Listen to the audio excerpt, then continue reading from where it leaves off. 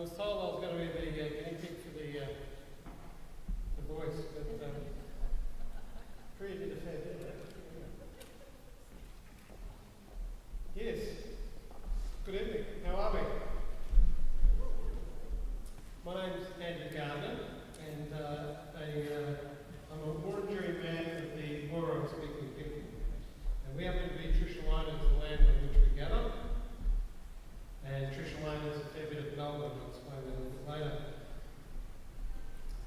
I'd like to acknowledge our ancestors, our traditional country, and those descendants of the Wurundjeri Wurrung people of Naarm. Naarm means Melbourne. So the more we call Melbourne Naarm, the better. Because if you look into the meaning of Melbourne, it doesn't have that kind of history. I'd also like to acknowledge the ancestors and traditional country of other Aboriginal and Torres Strait people who might be here this evening. Anybody put their hand up? That'd be great. Thank you. One? Wow. Thank you very much.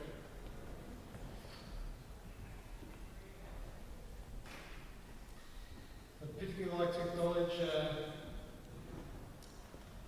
everybody else here this evening.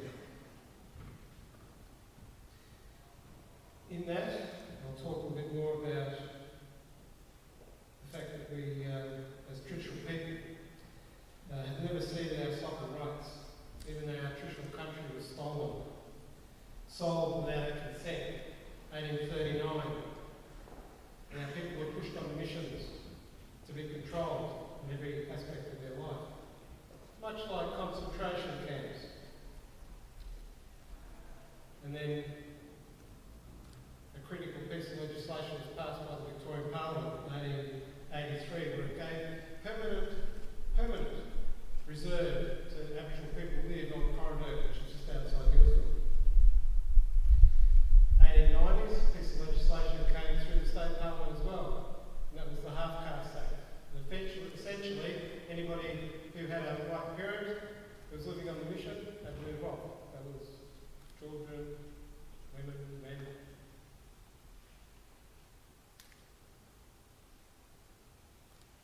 By 1924, most of the missions had closed because the government, talking about the state, didn't want to continue to fund them.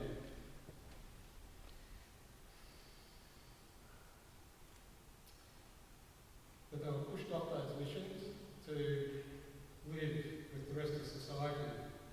But they had to suffer this assimilationist policy of racism and discrimination. When our men went and fought in World War I and World War II, they were not recognised for their service by a government that showed that kindness to soldier sentiment for others. And then we had children forcibly removed, creating the stolen generations. Now in 2008, the federal government did a national apology for the stolen generation. It should do the same thing for returned servicemen. This is all part of our black history of the country, this country, amongst other things.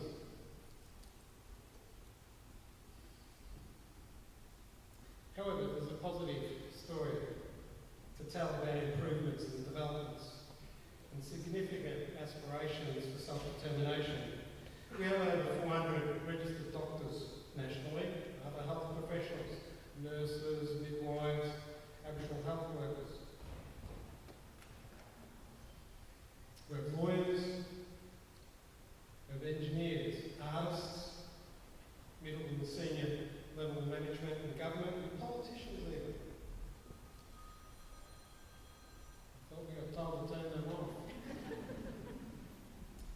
We have business owners.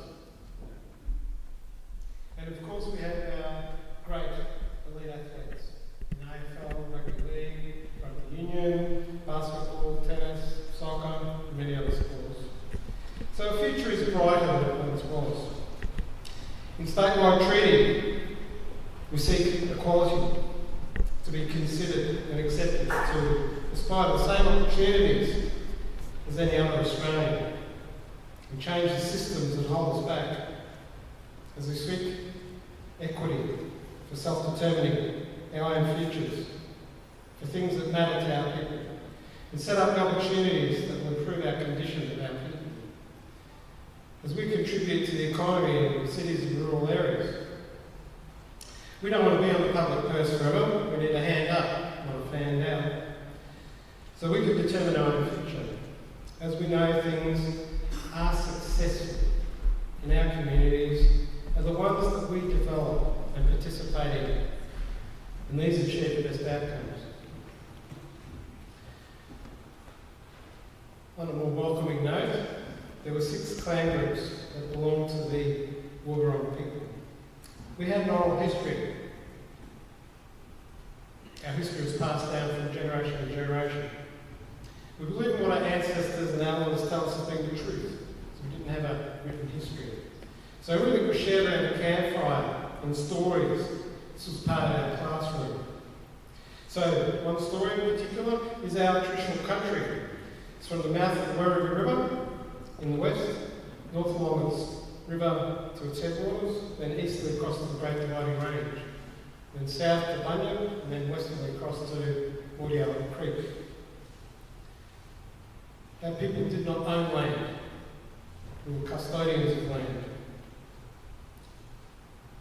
It's like our mother cares for us, gives us resources like food and shelter. And these were provided to our ancestors for thousands of years. We took care of the land and the waterways, only using what we needed. It took care of us. Got a bit to go.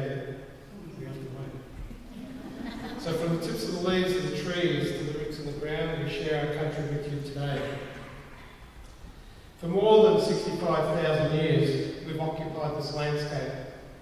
It shouldn't be any surprise to you.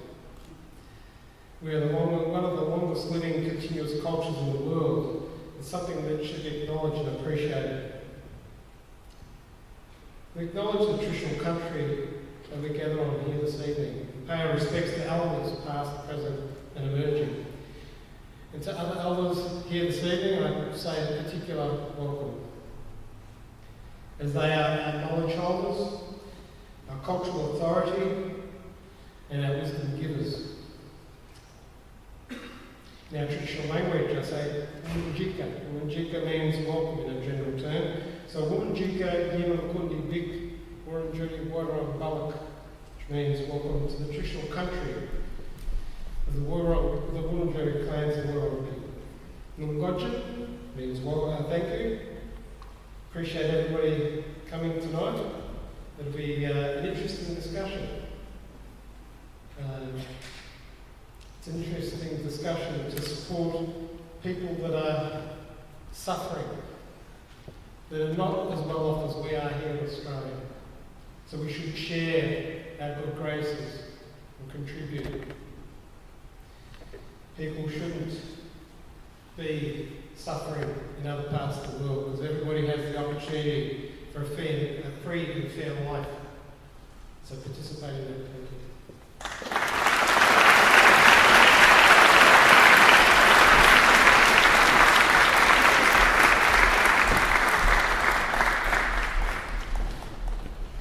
Thank you. So now we've got Tasneem, who's going to be coming up and just giving us a bit of a background as to what to expect today. So please put your hands together for Tasneem.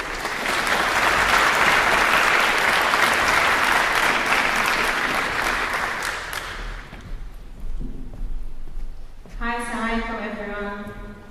It's so lovely to see the seats being filled and so many familiar faces. So I just wanted to start with the acknowledgement of country. I acknowledge the traditional owners of the land, the Wurrungjeri people, and pay my respects to elders past, present, emerging. Always was, always will be Aboriginal land, and sovereignty has never been ceded. I guess what I'm here to talk about is as a Palestinian, and also as a member of this community. So I'll just introduce myself. Many of you have seen me at the Free Palestine rallies that we've held over the past year against the genocidal assault on Gaza, but also at some of the pickets that have contributed to anti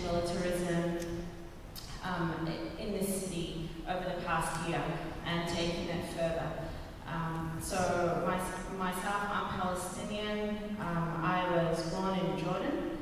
My father, his family are from Jaffa, which is in 1948, modern day Tel Aviv.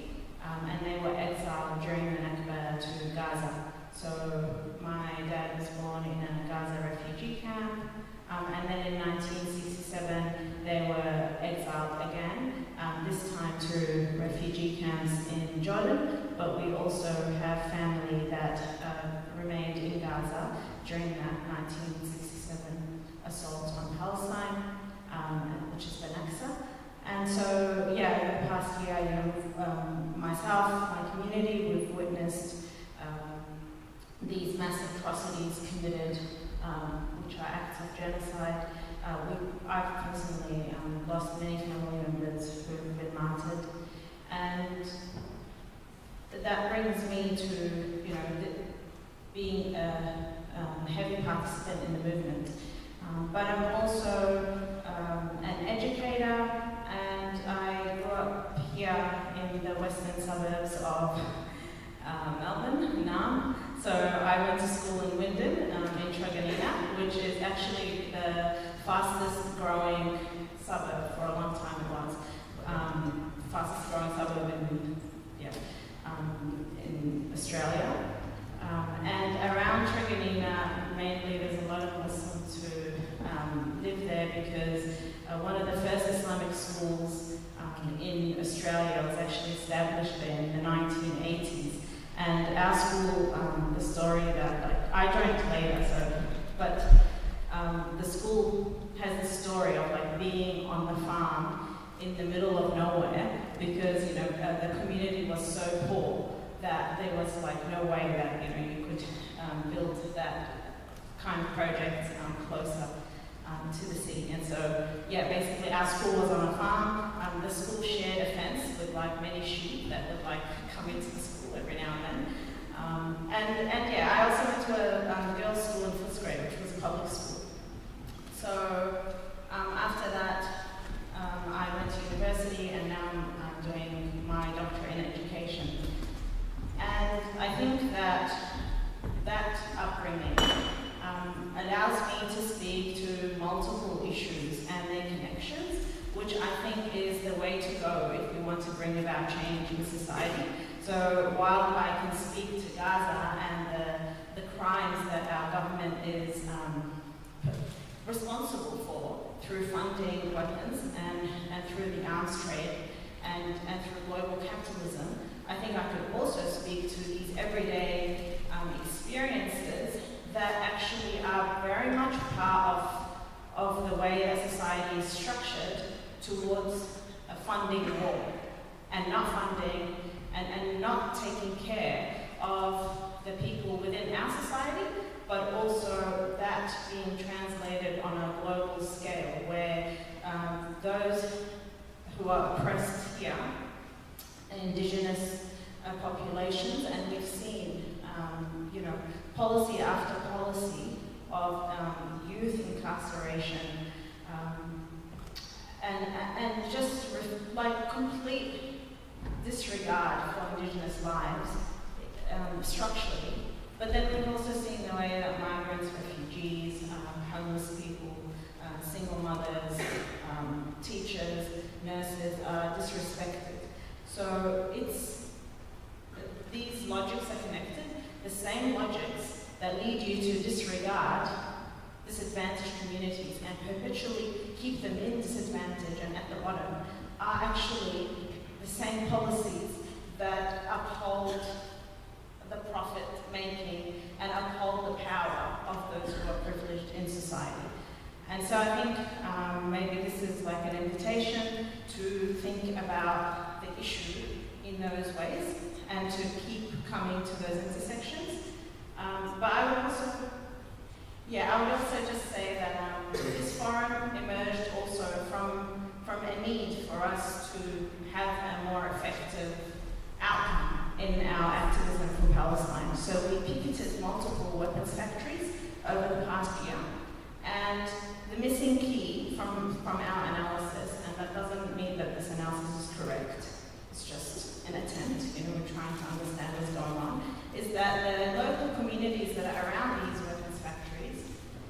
still not engaged.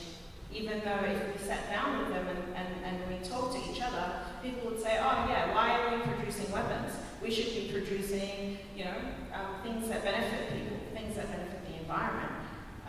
So that's the natural response to ordinary people. However, we wanted a way to actually sit down together and make those connections. Thank you.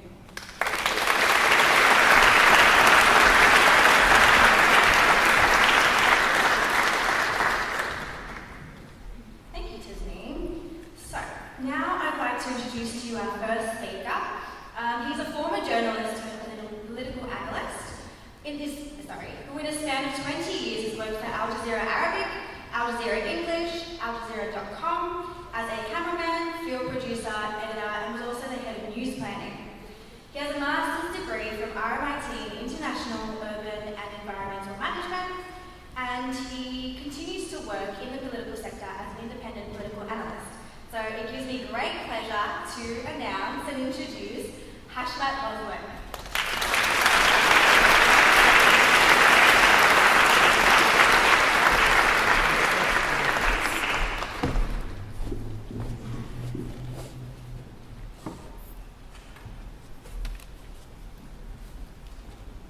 Good evening. Can you hear me clearly? A bit closer. A bit closer? Okay. Bismillah ar-Rahman ar-Rahim. In the name of God, most gracious, most merciful. And Assalamu alaikum. Peace be upon you all. And I want to acknowledge the judicial owners of this land and the whole of Australia who never seceded sovereignty to colonialism. I was going to go with my script, then I was going to go off from my head. So last minute I checked it off and I said, I'm going to go for the script. And I'm going to read for you what I gathered and about the topic of taxation, where do our taxes go, and what implication it has for Australia, and what sort of arguments that can be put forward. I stand before you as a former journalist who has seen the effects of war firsthand. I have seen death, destruction, mostly caused by jet bombers, drones, tanks, rockets, and artillery. So today I want to talk to you about the dangerous path the Australian government is steering Australia down, militarising our economy. The Australian government and the opposition are working together on this. $764.6 billion is allocated for defence expenditure from your tax money. They are doing so in the name of forward presence defence policy or strategy. Recently, the Australian government has adopted the forward presence defence policy. Historically, Australian defence strategy has been a home-based strategy to defend Australia. But now that has changed. Australia wants to follow the path of the United States of America. In 2020 Defence Strategic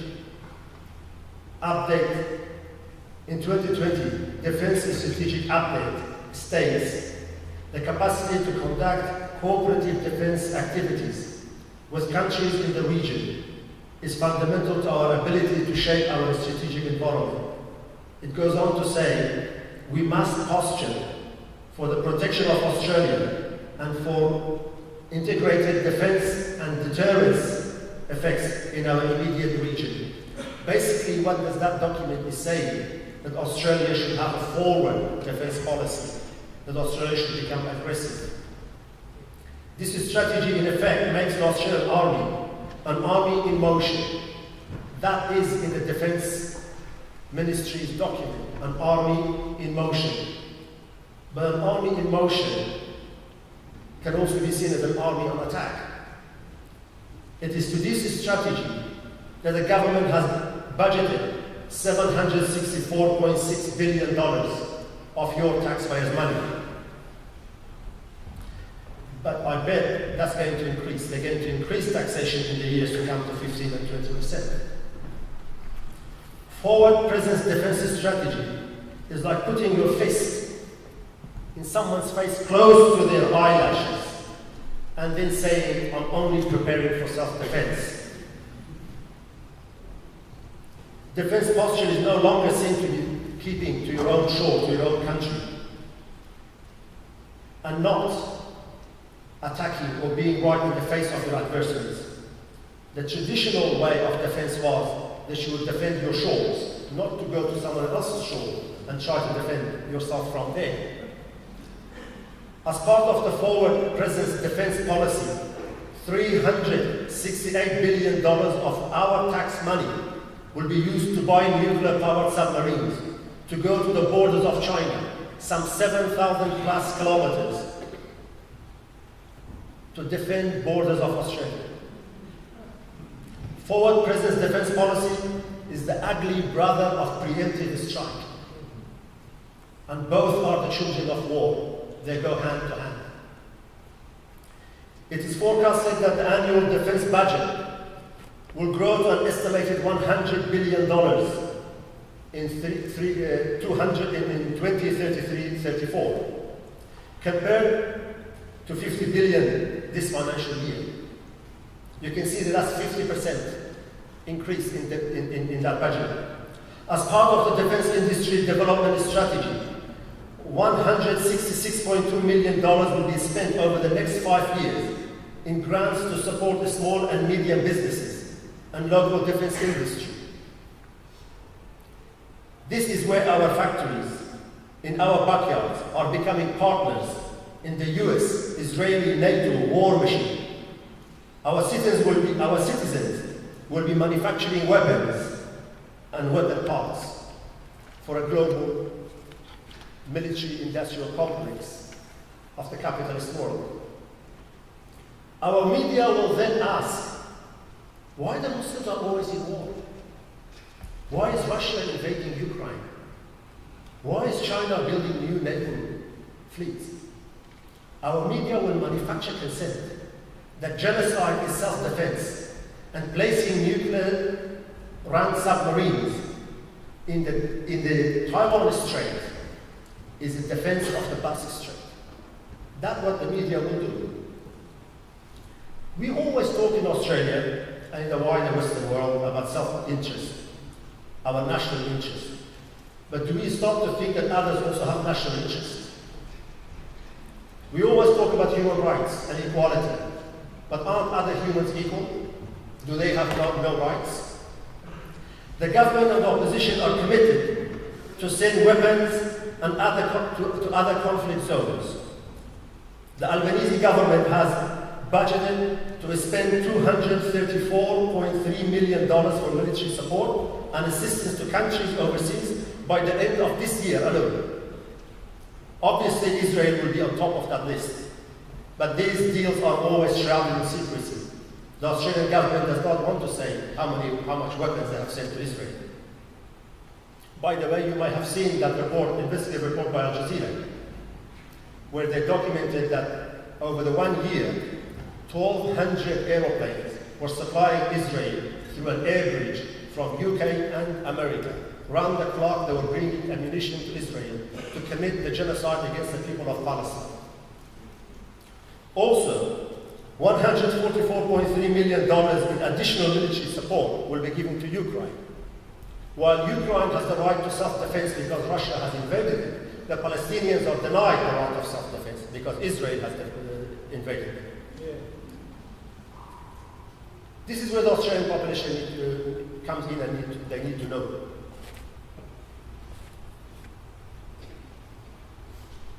We cannot boast that we are a democracy. But when bombs made in our backyards fall on others' nations, we absolve ourselves of the responsibility and the blame. Yet we go on to re-elect, and if we do so, if we go on to re-elect the government that enables the war machines of the world to operate, then we are responsible. We cannot be hypocritical. We cannot say it was not me. I met Al-Qaeda and Taliban in Afghanistan. Some of them in prisons and some of them in the battlefield. I spoke to them. Some of them had PhDs in political science from Pakistan University. And they said this to me: if America and the West is holding us responsible for the crimes of our undemocratically elected government, why can't we hold their populations responsible for the crimes of their democratically elected government? I want to say that to Albanese, head of ASU and all of Australian government. That's the logic of a terrorist, that you call terrorist. We shut our doors to refugees while Australian firms are manufacturing bomb bay doors for the F-35 bombers to open and drop bombs on other people who too are struggling for their interests. The Australian defence industry is a capability enabler. It actively links Australian industry to the global weapon industry.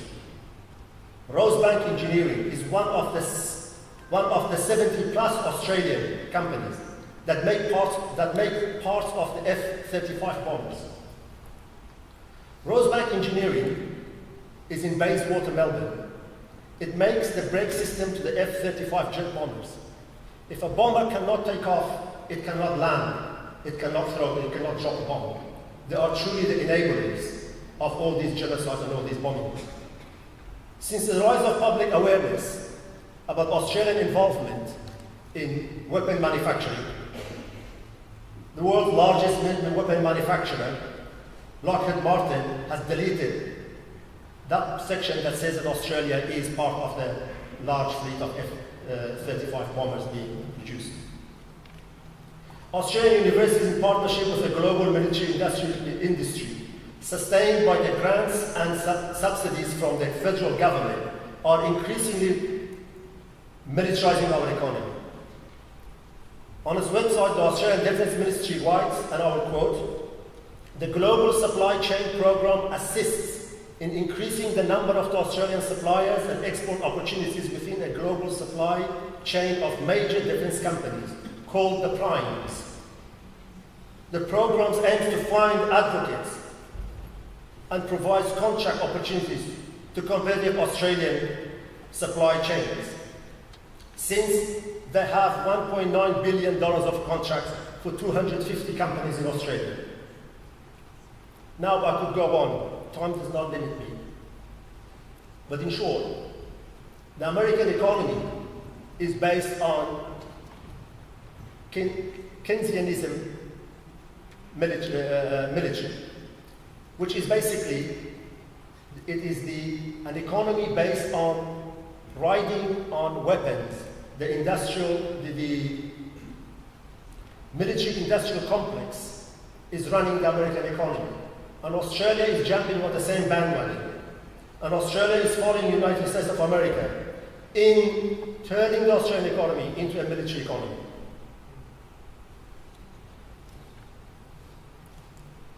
I want to make it short. In an age where the government is of the people, for the people, by the people are responsible for the actions of their government. We cannot support a warring government just because it gives us financial incentives, and then claim to be innocent if we are held responsible for the crimes of that democratically elected government. We must mobilize. We must mobilize the people and engage with their local representatives, encourage them to engage with their local representatives, and demand change. We can do this if we work together, if we raise awareness, and we say that the Australian Labor and Liberal parties are no longer alternatives for the Australian people. We must look for another way. Thank you so much.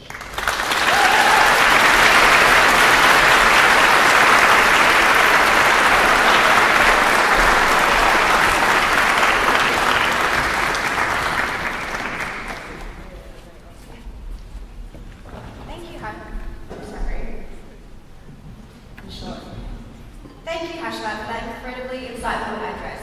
I'm sure it's raised some new arguments for all of us to think about. So once again, thank you. All right, thank you. So now I'd like to welcome our second speaker. So he's a Green senator who's come all the way from New South Wales and is the Australian Green spokesperson on justice rights, defence and veterans, and migration. Before he joined the Senate, he was an MP in the New South Wales Parliament and the chair for the Public Accountability Committee. He has been a strong voice of accountability in regards to defence, including exposing issues with AUKUS, the grant of weapons permits to companies exporting materials to states including Israel and Saudi Arabia, and the proposed storage of nuclear waste from submarines in communities across Australia. So please put your hands together for David Shoebridge.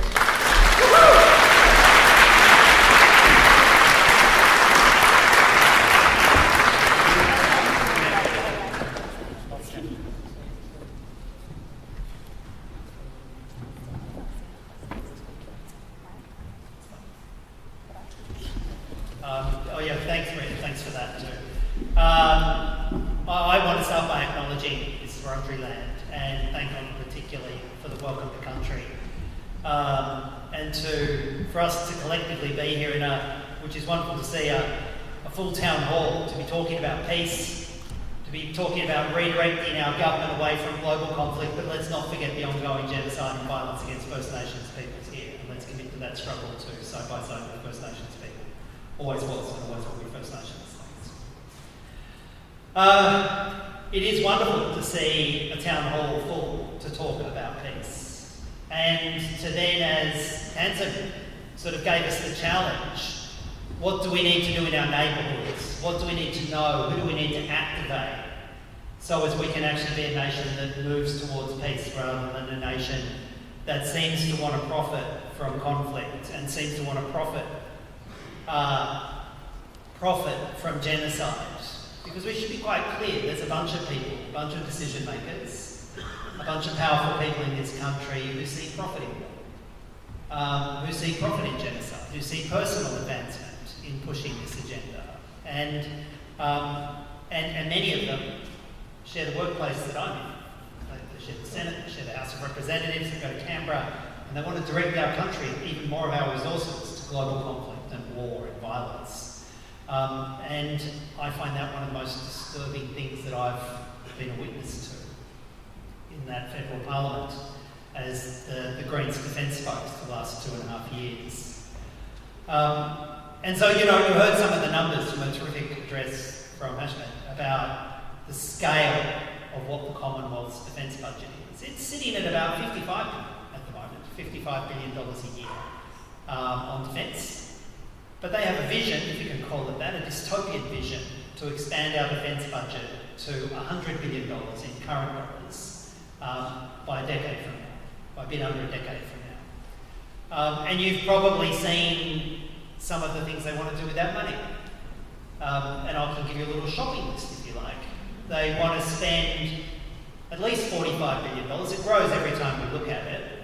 On first 9, now 6 of these things called Hunter frigates, which are war vessels they want to make in Adelaide, loaded up with US weapons systems, built by a UK multinational contractor, and it's actually the single largest procurement contract that the Commonwealth has ever entered into. $45 billion for like 6 boats. And it's probably growing. It'll probably be 55 or 60 or 70 by the time it happens. I don't know about you, but that's such an incredibly large amount of money for 6 modest-sized war vessels that I can't conceive of our government doing that.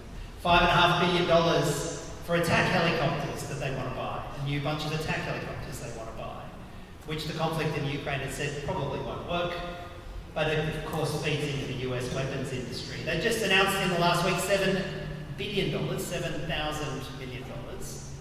And if you're wondering how much $7 billion is, it's probably enough in any one year to fund public schools to the resource standards that they're meant to be funded. That additional $7 billion, that's how much that is. So that if your kids are going to a public school, they can have the teaching and resources that they actually need. But it's not going to public schools. It's going to a US weapons prime to buy ship-to-air, ship-to-ship missile systems that will be delivered sometimes in the next decade. And it's $7 billion when they announce it. I can assure you it won't be $7 billion when it's delivered. It'll be substantially more than that. It's $3.5 billion to buy 59 new tanks that are so heavy we can't transport them around, can't really take them to a conflict, but they'll replace the other tanks that we haven't used and we're now going to ship over to the Ukraine because they're too old. So we buy some new tanks that we won't use with another $3.5 billion. Did I mention they're so heavy we can't move them around? But that'll feed someone's career or feed a contract, feed the US weapons industry. And then of course there's the big ticket item, which is $368 billion for some nuclear submarines that nobody asked for, we probably won't get. And it's hard to conceive of what $368 billion is. We were trying to, in our office when it was first announced, conceive of what $368 billion is. And it's like a stack of dollar coins from here to the moon. Maybe that's one way of thinking about it, but I'd rather think of it as this way. $368 billion is enough money to solve any two problems that can be solved by money in this country. Any two problems. Free university, free GPs and dentals for the entire life of this program. Name any two problems you can fix with money, and you can fix it with what instead they want to build. 366 submarines, homelessness, housing, mental health, dental health. Pick any two of those. And instead of fixing them, instead of sorting them out, we're on this bizarre trip for $368 billion worth of nuclear submarines. How do we get there and what does it mean? What is driving us to this point?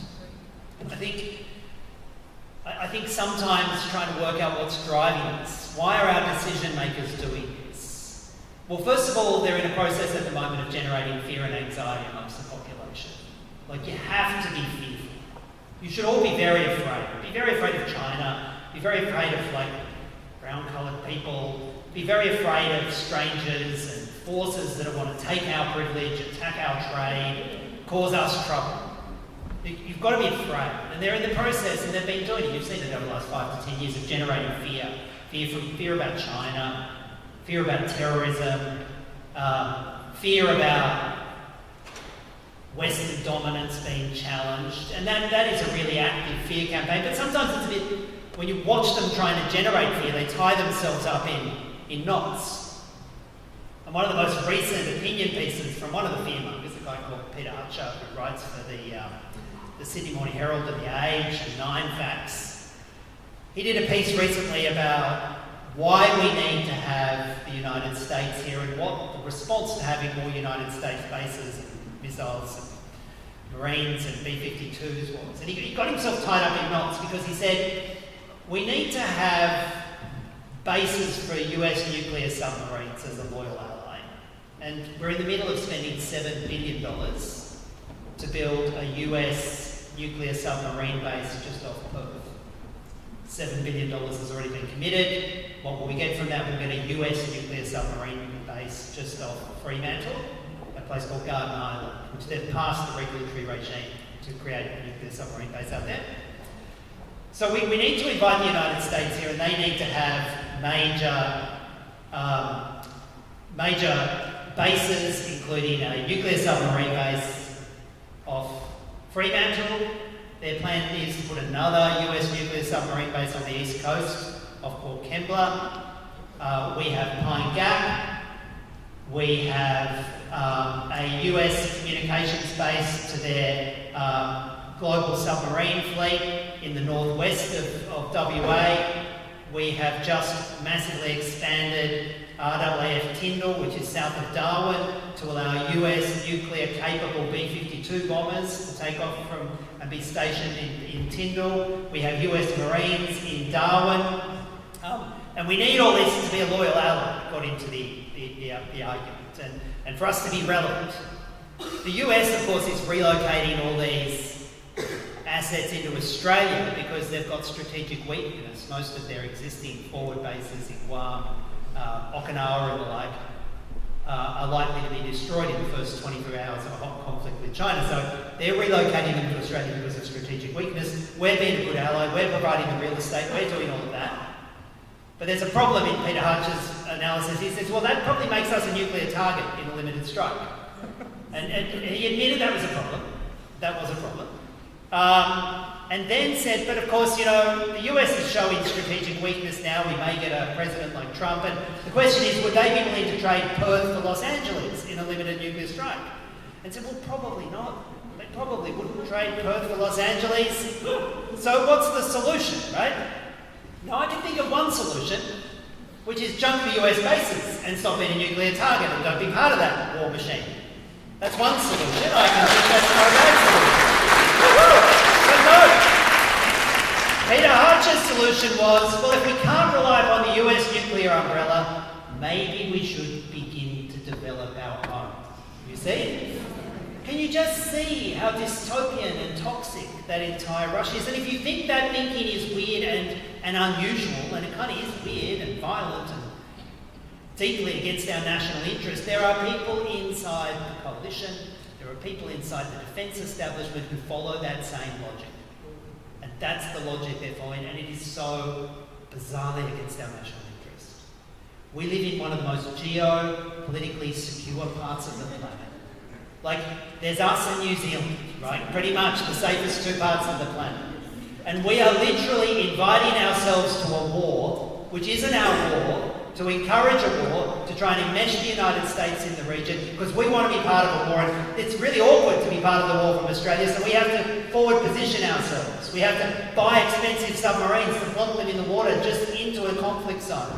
We have to send our troops and our weapons to the other parts of the world. We are actually inviting ourselves to war, making ourselves a target, stripping our public services and our schools and our society of important assets, and causing global conflict because of this dystopian view that these people have. It is bizarre when you think about it. It's just utterly bizarre. And the thought that it has bipartisan support between the Coalition and Labor, and they literally just hand this policy position back and forth as they pretend to change governments on this stuff. And so I suppose the question is why? I mean, why? And what's happening right now that we should be organising against and pushing back against? Well, I suppose we ask the same question about why we're so utterly pathetic, complicit even in the war on the people of Palestine or Lebanon. You know, the question is why? Why? What's in it? Well, there's a defence establishment that is actually enmeshed with Washington.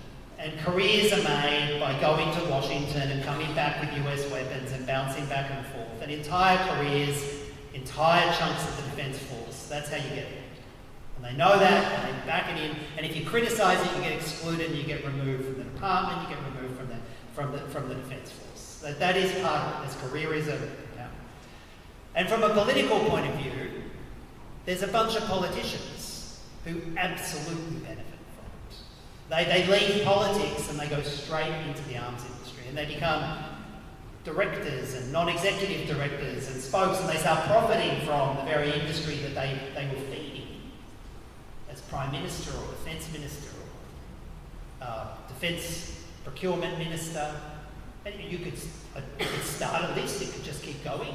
Scott Morrison, who created AUKUS, went straight out of being Prime Minister, and then is involved in multiple US, some US Australian consultancies and investment firms that are directly, overtly created to profit from AUKUS. He went straight from being the Prime Minister to firms including with some of Trump's former senior administration personnel. Just went straight into those jobs.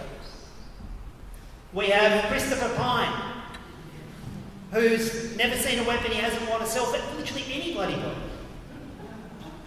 Anybody. He repeatedly registers himself as like a spokes for foreign aid for foreign governments. He'll sell weapons for anybody to anybody.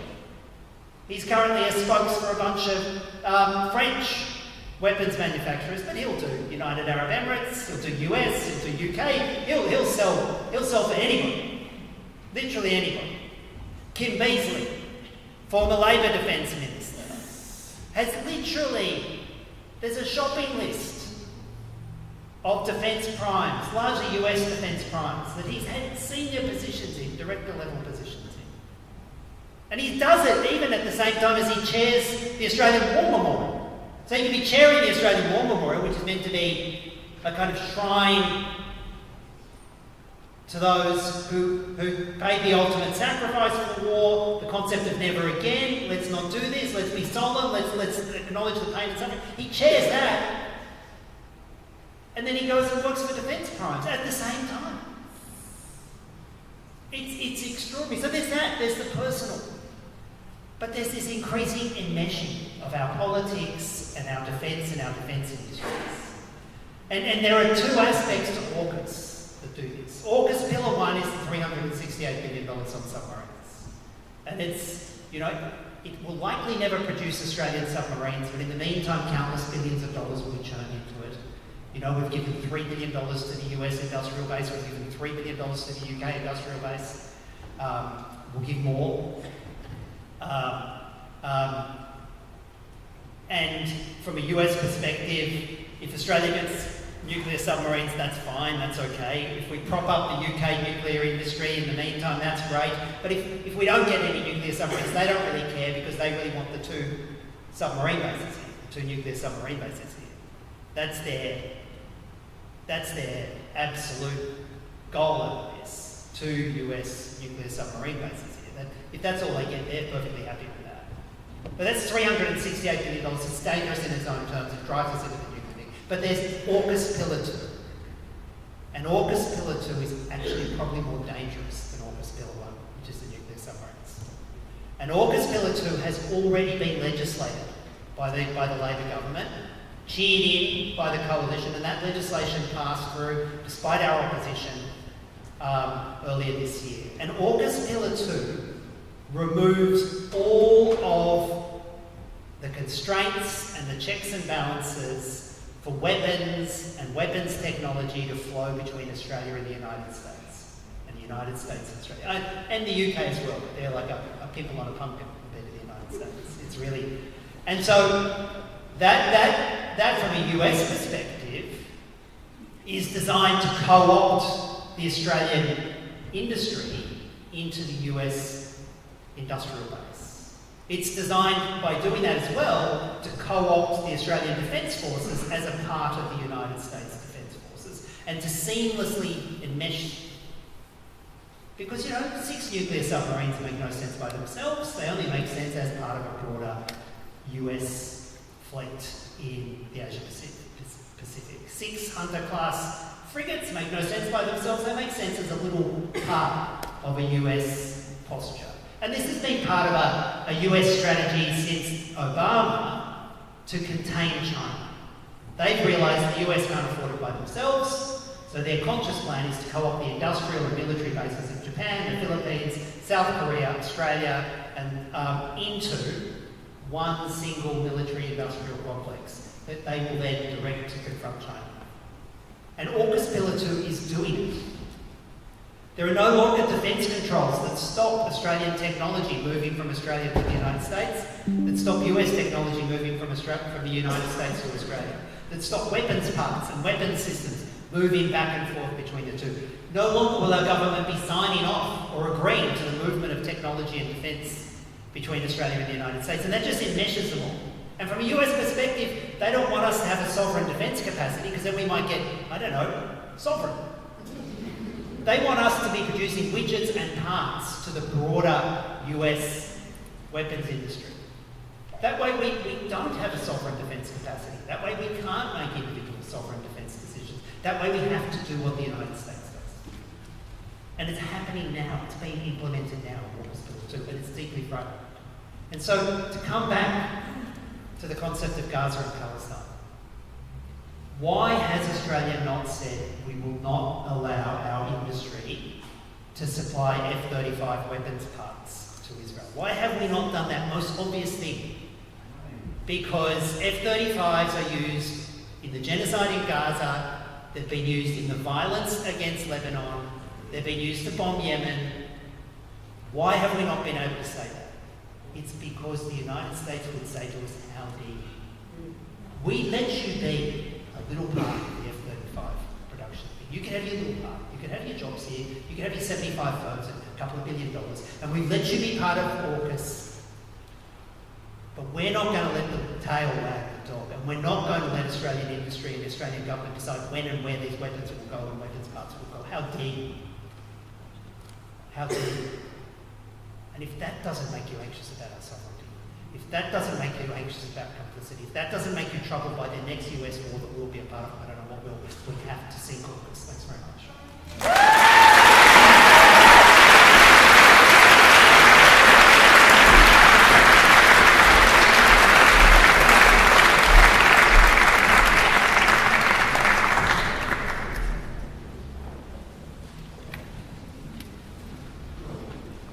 Alrighty, so thank you so much, David, for that. We really appreciate you making the trip to New South Wales to share some of that comprehensive and, in my opinion, extremely frustrating and upsetting information that you've obviously put a lot of time and effort into. So thank you again.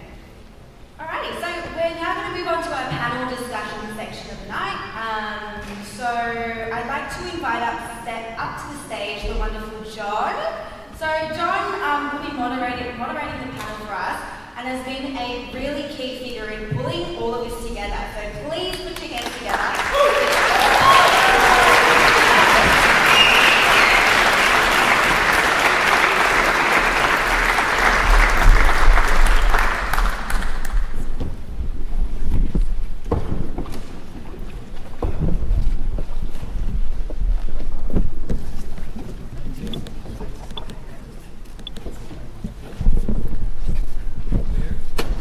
Thank you so much.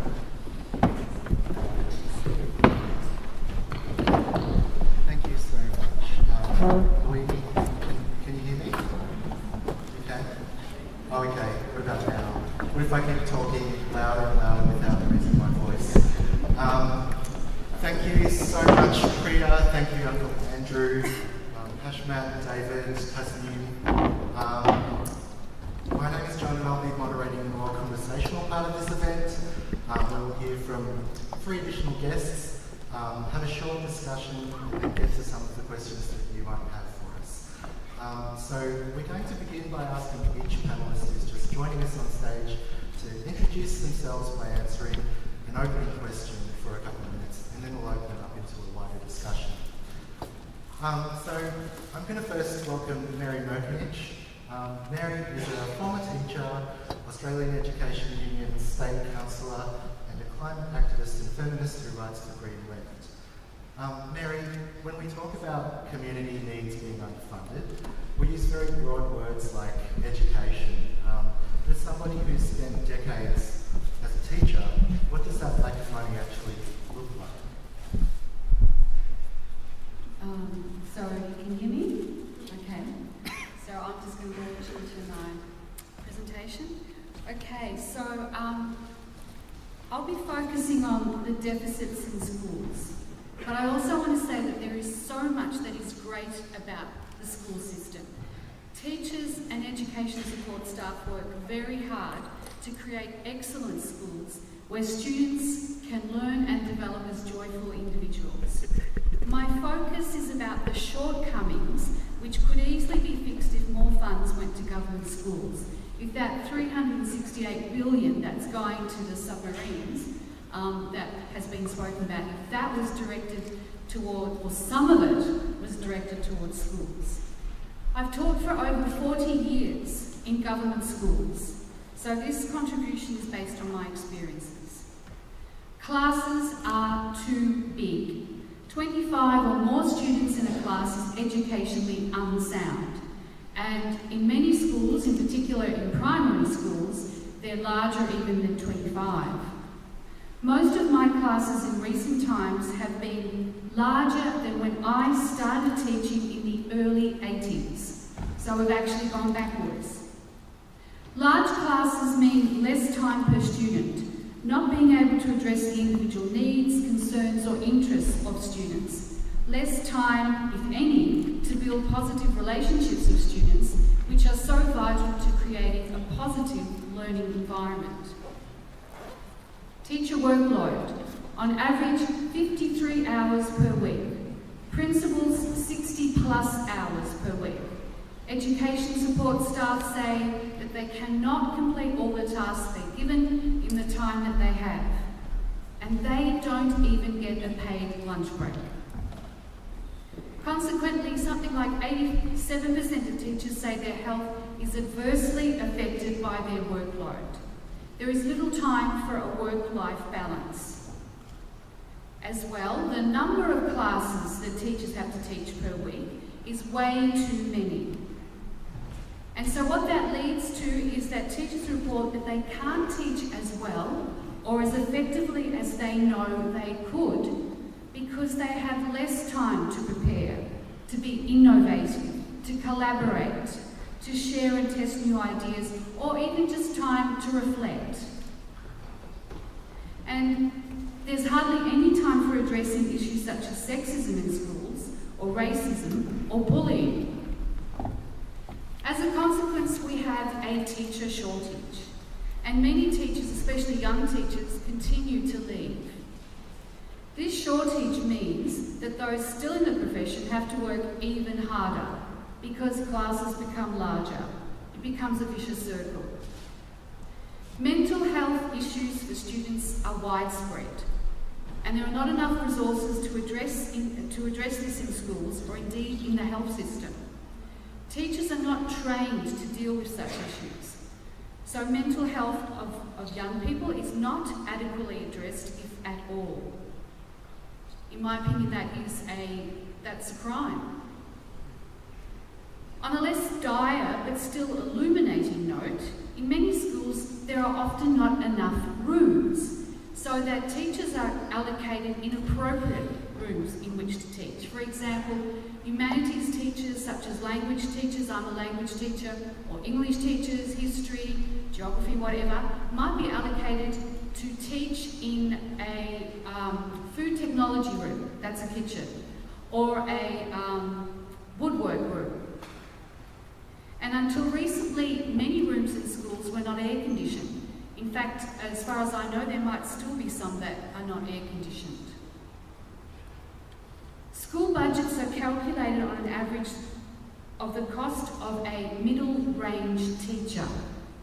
This is absolutely not realistic, because what that means is we have an ageing population generally in the community, but also in the school sector. So that means schools have a lot of older and very experienced teachers, and that means that they end up with deficits.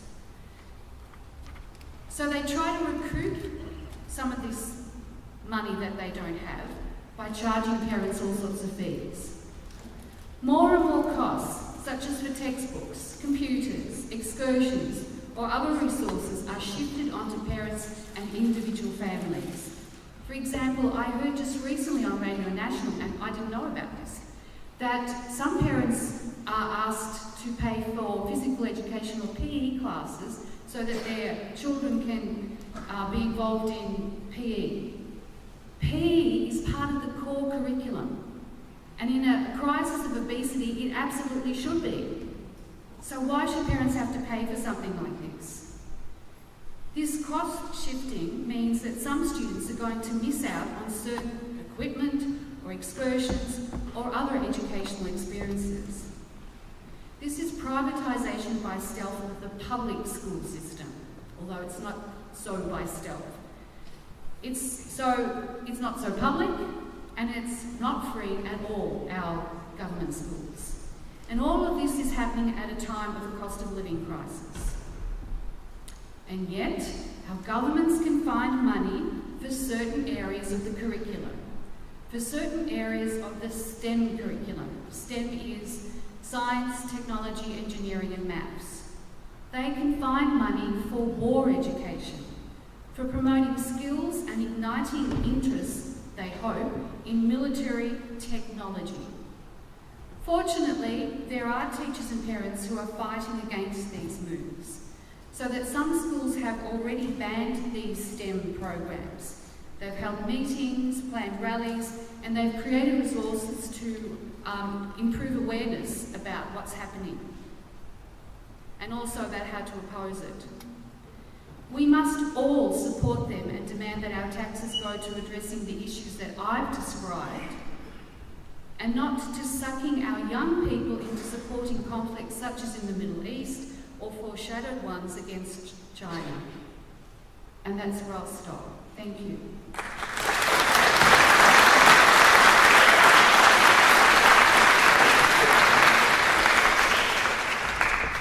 Thank you very much, Mary. I think we can already see how so many social issues and big public health problems really originate in childhood in the way that our communities are able to educate young people and look after them. And we're seeing that shift of public money into the private sector. Thank you, Mary. Next speaker I'd like to introduce is Mercedes. Mercedes is a community organiser and anti-military researcher with Renegade Activists. Mercedes, you've done some extensive research into the intensified focus on the arms industry and the relationships that nourish it. What can you tell us about how we got to this point we're at now? Hello everyone, thanks for being here. I think it's really important when we think about defence policy and manufacturing of weapons, that it's not just an end result. It's a whole government approach that's not just contained for weapons production, but it's the building up of industry and a dire manufacturing industry in Australia, and an opportunity to reinvigorate that.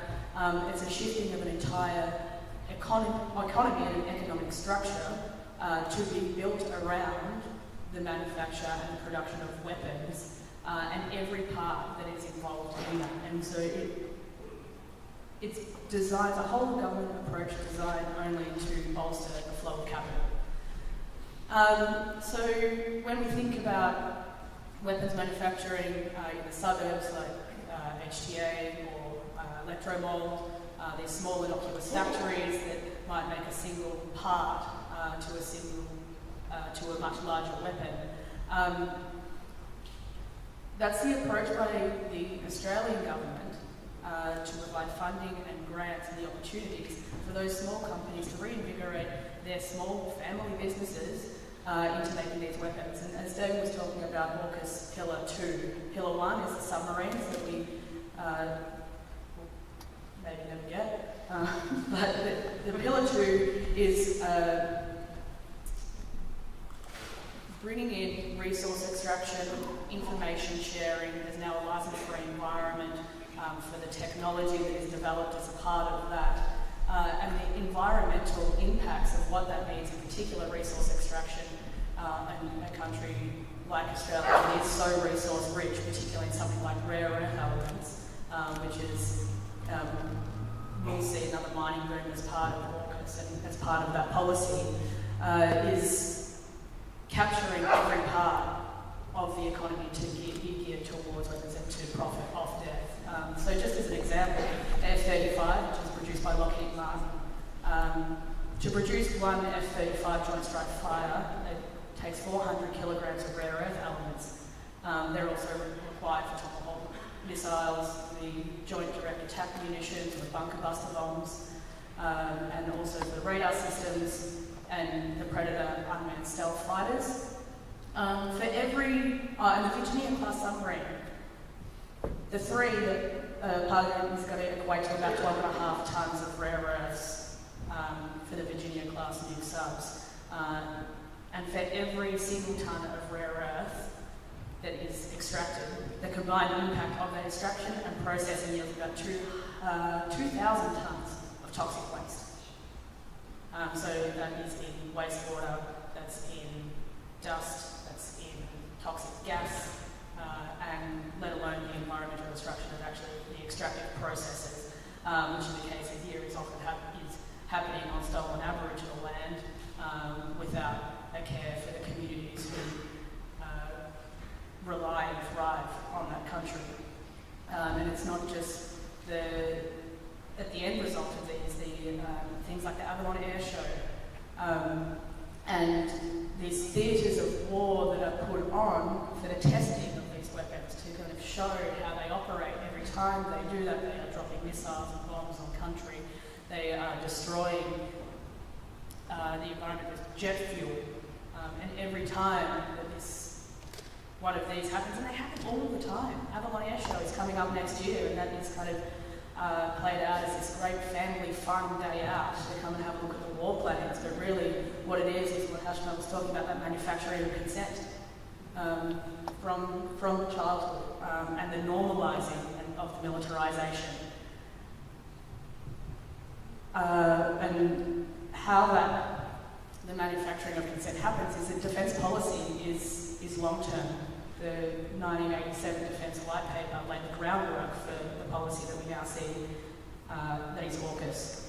So it's decades in advance. And Scott Morrison, who now goes around speaking for defence companies in 2022, said something along the lines of, you can't just flick a switch and increase your defence force. You have to build the type of people necessary.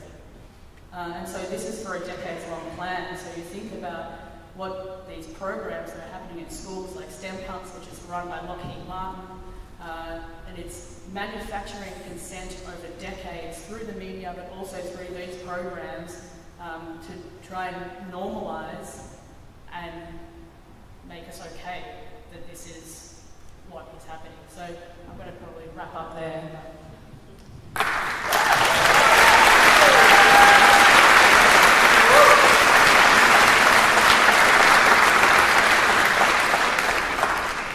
Thank you so much, Mercedes. I think that phrase, to build the type of people necessary, is one that really sticks in my mind from what you just said. Our next speaker is Jordan Vandenland, aka Couple Fingers. Jordan is a unionist, a digital organiser and a housing advocate who makes silly videos on TikTok, which I'm sure you're familiar with. He also would like to tell us that he's a dirty commie. Well, get up. Jordan, can you tell us about an example of other historic campaigns where mass movements have successfully challenged major injustices? Absolutely. Sorry, is this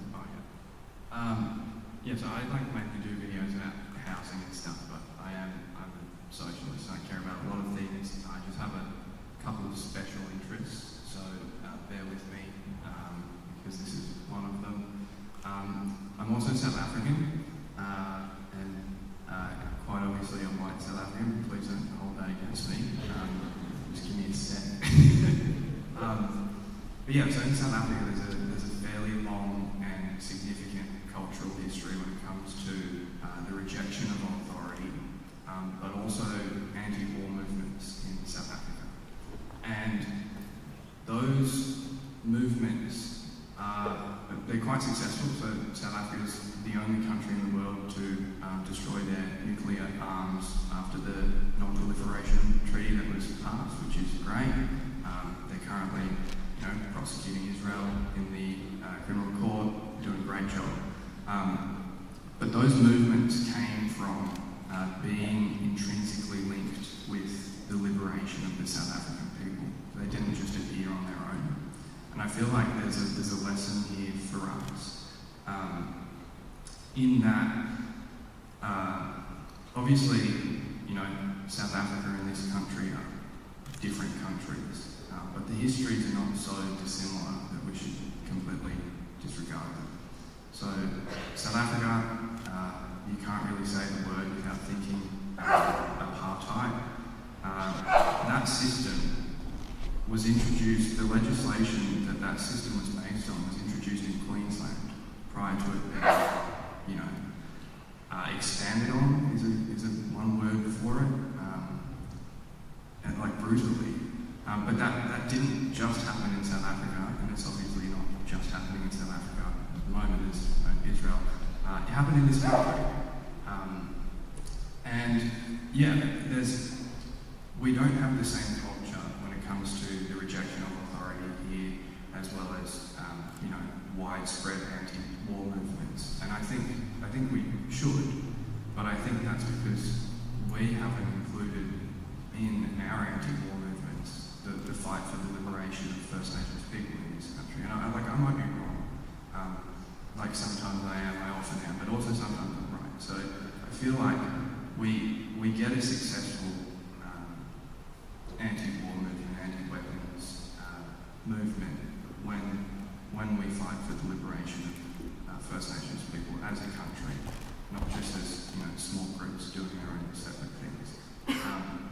that's mainly my learning.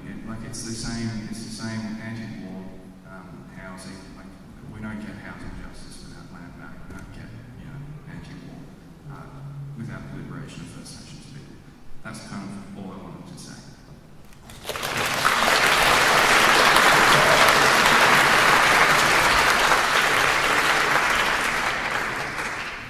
So we've got about half an hour, 40 minutes before the end of the event. What we really kind of want to surface in this panel discussion is what can we actually do, what can we in the room do to change how we understand things, but also how can we actually activate that knowledge, put it to use, broaden it into our communities. So Uncle Andrew, I'd like to begin with you.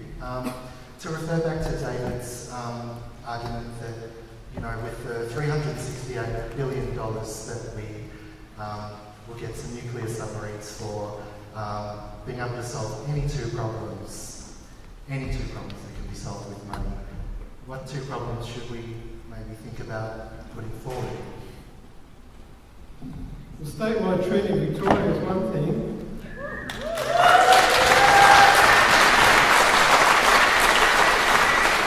Statewide treaty comes with acknowledgement of deficits in health, because we haven't closed the gap, housing, because Aboriginal people are always the last on the list, and private and public housing. There's people who've been on the public housing waiting list for 15, 20 years. Let me repeat that, 15, 20 years. They should be able to have those properties just handed to them for the amount of money that they actually paid over that time. There's also education. Not enough of our kids are actually completing Year 12 and therefore having the opportunity to go to university and get a degree and provide their expertise into the community. Of course, then there's the employment options that require those prerequisites of education. Blackfellas shouldn't just be doing all the menial tasks. We should be able to be capable of doing a whole bunch of things. Like I said earlier, we've got lots of doctors and lawyers and engineers and health professionals and artists and elite athletes. But we're only 1% of Victoria's population. We're only 3% of Australia's population. But we're overrepresented in the criminal justice system because of predetermined sentencing practices of magistrates. That's been proven. Nobody gets rehabilitated in prisons. They go in as a young person with minor offences and they come out with the attitude that they want to do more, get better at what they've already been doing, instead of being rediverted into other opportunities that are good for the community, them and their families. So they're the 5 key indicators that we'll be negotiating, starting negotiations with the state government on the 21st of November, in a few weeks. I hope you support that.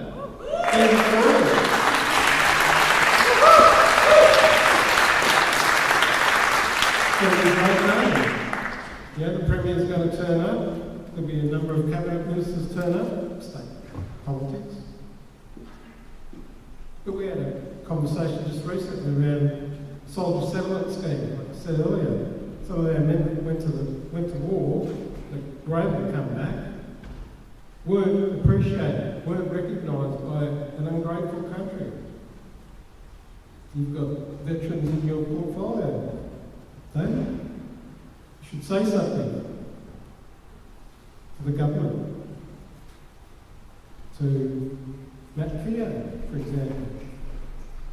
Encourage him to do the right thing and support the national apology to Aboriginal servicemen who were treated very badly. Because a lot of those guys died at war. Their war widows didn't even get any pensions. Like anybody else. That poppy that you used to be able to buy that contributed to the RSL? The RSL, what a joke. The RSL has denied Aboriginal people to be participants in their club.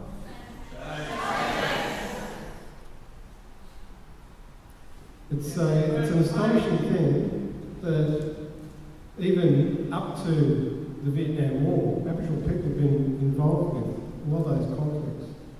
World War I, II, Korea, Malaya, Vietnam. And some of our people have gone to Afghanistan, unfortunately, and other places. But we're still on the lowest rung of society. All we want to have is the opportunity of equality and equity. $368 billion would go a long way in bringing back our equality.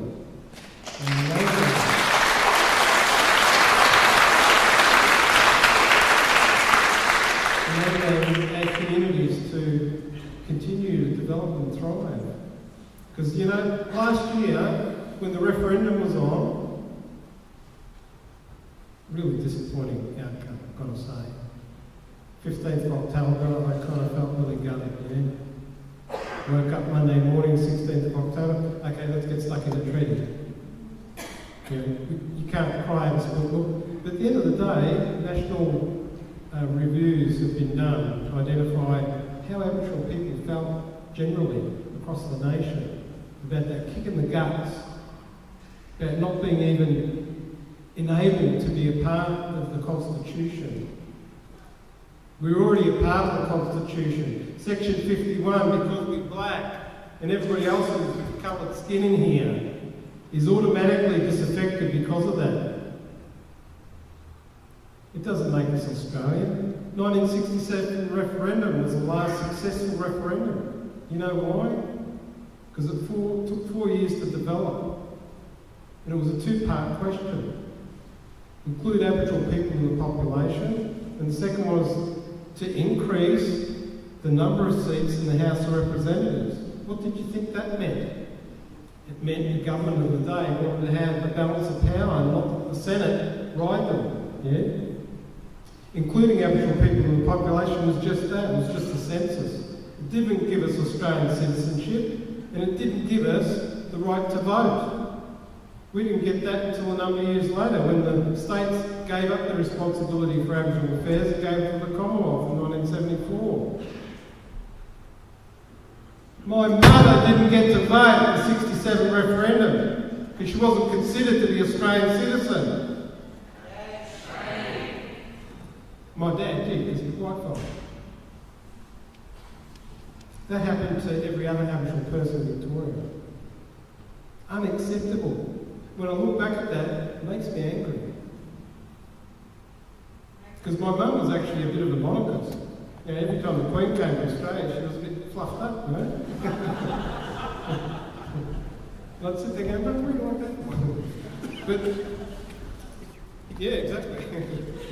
I mean, I remember as a kid, when Kennedy got assassinated, she cried. I remember that. That's a memory that I still hold. So we have been contributors and wanting to participate in Australian life, but we've been rejected and rejected and rejected. Those mums in the room, put your hand up. How would you feel in the middle of the night, your front door getting kicked in and your kids taken out of the beds, put into a car and driven away? That's what's happened to many of our women. Real. Unacceptable. The state continues to take our children off us through family service legislation. Absolutely. There's over 3,000 kids, Aboriginal kids, in Victoria in out-of-home care because the system is broken and it don't work. So, statewide treaty is about system change to improve our outcomes. I'll just digress slightly. I had the opportunity to go to the Commonwealth Games a couple of years ago as part of an elders forum to actually invite people to come to Victoria for the supposed 2026 Commonwealth Games, which, as we know now, wasn't going to happen. But it was interesting to find out while we were there was only 11 11 Aboriginal Torres Strait Islanders representing Australia. Out of the 400 that were there, 11. Like, really. And then I had a couple of weeks later, had the chair of Cycling Australia asked me why Aboriginal people don't want to be involved in cycling. I said, well, did you ask anybody? The only programs that they put into cycling are private schools. Not many black fellas go to private schools, let me tell you. So where do you think you're going to get the response from if you're sending it in the wrong place? Hence why 368 million should be sent into the wrong place. My wife's Lebanese, and she's been suffering for the last 12 months, since the 7th of October. And now recently since the Israel attacks in Lebanon. 1983 she was in Lebanon. She was in a building that the Israeli rocket fire hit, and she's now deaf in her left ear. But she's got a good memory. And she remembers exactly how that went down. I went there in 2010 and saw the brand new freeway on the eastern side of Lebanon that had been rebuilt. And you can still see the big pothole where the bombs went off from the Israeli dropping their bombs. You know, they only get power 2 hours a day, electricity supply 2 hours a day. You can't even put your fridge on for 2 hours a day, can you? So food security, to feed your family, they don't even have fresh water to drink. We go down to the butcher and get mince, you know, what's it, $15 a kilo? Over there it's like $300 a kilo, US. Uncle Andrew, if I can interrupt. No, I'm not going to keep going. You gave me the opportunity to keep talking. These are the opportunities we need to actually listen to and look at. How much can we allow Australian engagement in overseas activities that we shouldn't be involved with? In anything, anytime. If we ain't looking after our own people, why should we be giving aid overseas? Like really.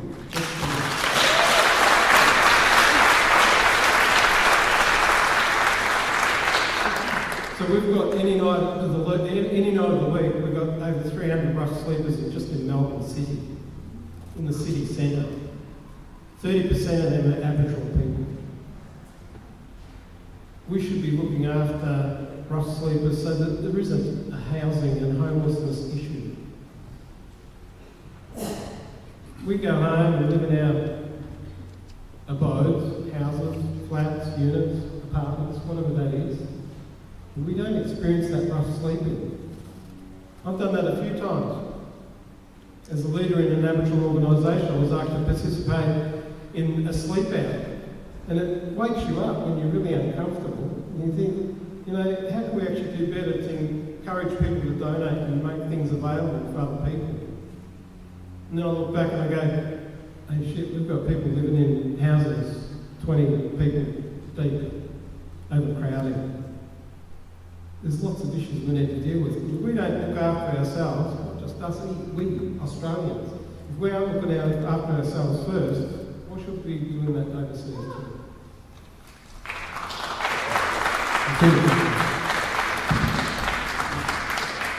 Thank you, Uncle Andrew. So I guess one of the other things that we might think about is our capacity to take care of the country. Now, climate adaptation is a really big issue. It's only going to get bigger as we've seen in massive floods and natural disasters, unnatural disasters all around the world. We've seen the cost and the scale and the fact that governments have already, particularly the US government most recently, they're not meeting the need of the community, but they're still sending money overseas to fight wars and obviously sinking money into defence. When we talk about that figure, that $765 billion over 10 years, that works out to about 15 times what we're putting into climate adaptation every year here. So what we're probably going to see is governments saying that military spending is going to, you know, the military sometimes mobilises in cases of climate disaster, And we're also hearing arguments about dual use. How legitimate are those arguments? Anyone?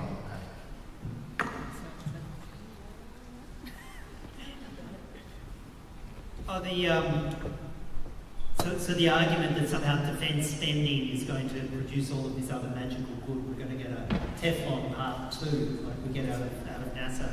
I mean, it's an obscene argument. In fact, most credible economists say that money you put into defence is basically dead money in the economy, because it doesn't cycle around with other parts of the economy. It doesn't have that multiplier effect that other spending. It literally just goes to die in a little backwater in your economy. And that's why when you see, Anthony Albanese and Peter Dunn both stand up and say, oh, they love the $368 billion in nuclear submarines because that will produce 20,000 jobs over the next 30 odd years. That's about $20 million a job. I mean, that's like, it is proof positive of just what a job killer and an economic killer it is. Even the economic argument about defence expenditure makes no sense. And if you want to see some of the most depressed parts of the United Kingdom, you go to the parts of the United Kingdom that are dependent on the weapons manufacturing. Like the single most depressed part of Britain is the manufacturing base for Britain's nuclear submarine project. It's like a dead zone for jobs. And so the idea that we see this as an economic lifeline is, pretty much every credible economist will say absolutely not. There are so many reasons not to spend our money on trying to come up with better ways to kill people at a greater distance. But one of the worst reasons is the economy. It's an economic killer.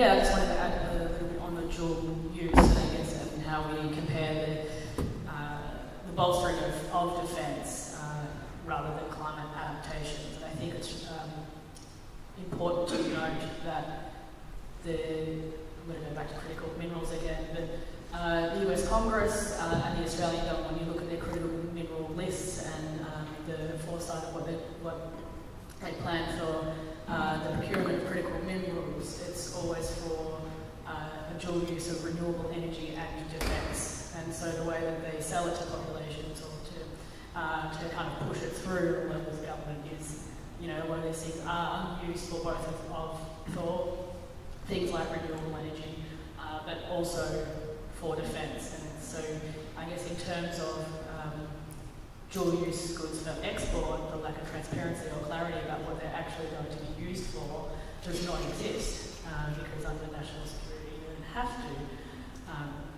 say that's what they are. And so I think it's because of the lack of transparency, they're able to suggest that it's going to be used for good, but we've seen that it is very hard and difficult for us to really know what it is used for in the way of critical minerals anyway.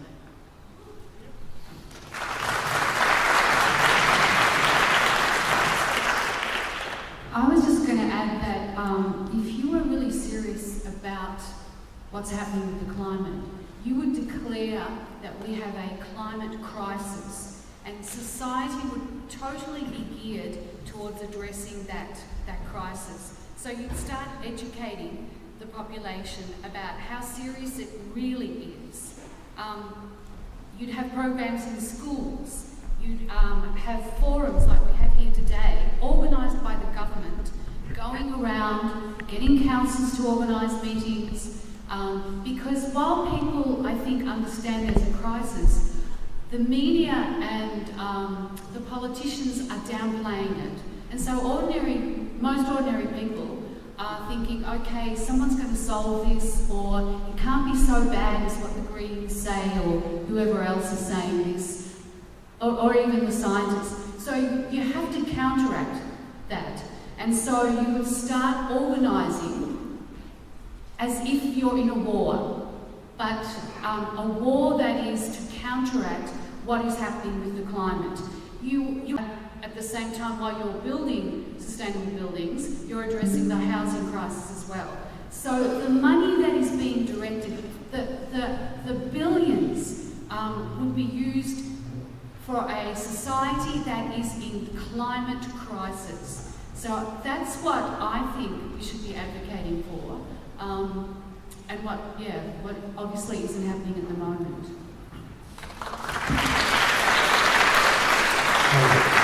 Sorry, but I should have, on the climate issue, if people haven't been following the work of the Australian Security Leaders Climate Group, I'd urge you to do it. A bunch of people straight out of defence, including the former Chief of Defence, a guy called Chris Parry, and a bunch of other senior defence officials and vice admirals, vice air commodores and the like. They have come together to really say it absolutely clearly. The single greatest security risk, the national security risk for Australia, is not China, it's not Russia, it's actually climate change. And they look at the instability that runaway climate change will do to our region, the instability that will cause in countries like Indonesia, with so much of the population incredibly vulnerable to climate change, the Pacific. They see that unambiguously as our single greatest national security risk, miles above any actual militarised threat from anybody. And in fact, one of the good things the Albanese government did when they came in is they agreed to an election commitment to get an assessment of the security risks of climate change from the Office of National Assessment, which is one of the big Commonwealth security strategic agencies. So yes, they got the assessment, and the Office of National Assessment did it. They produced the assessment, they gave it to the government, and it is so frightening that the government has refused to publish it and won't show us even a summary of it, won't show us even a background to it, because probably if we all saw it, we would say, what the flying fuck are we spending $368 billion on nuclear submarines to address the climate crisis?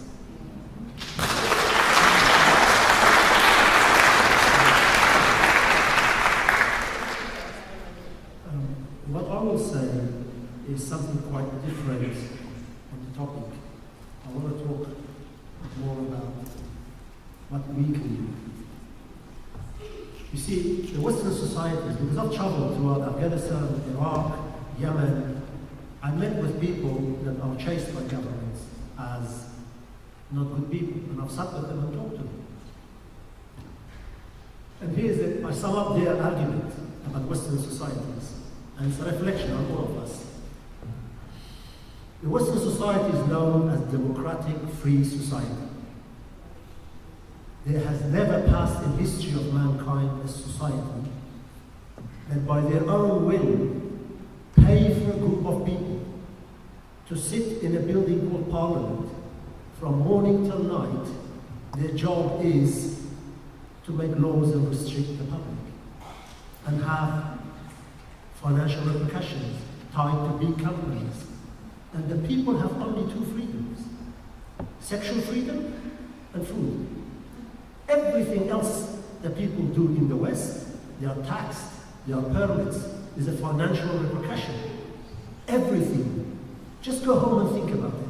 What do you do in your daily lives that does not have a financial implication, and you do not have to work to pay for that?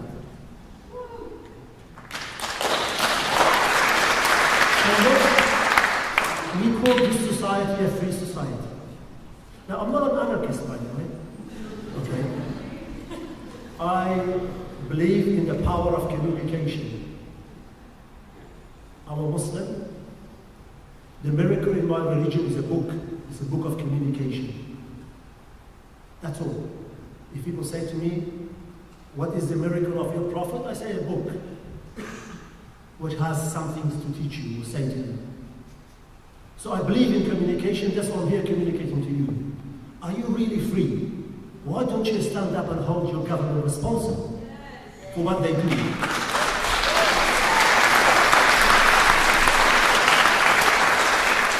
Whether you agree or disagree with the Taliban government, by the way, I fought against the Taliban.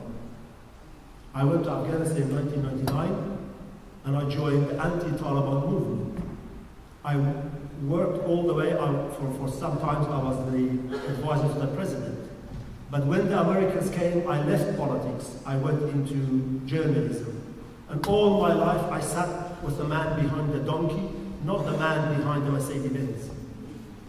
I sat with real people. I spoke to them. And this is their criticism. They say, whether you like me or not, we fought until we got what we want for 40 years. We voted with our guns. But in the Western society, you get a government elected on 1 or 2 promises, and then they go and change the entire life of their society. And the society is quiet. They're happy they've got their weekends. And they've got, in Australia, they say barbecue.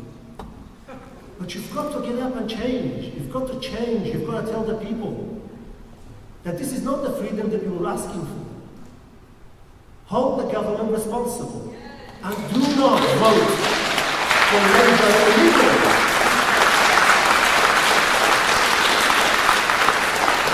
Labour is no longer Labour. And the Liberals are off the chart of liberalism. Choose a third party. Thank you so much.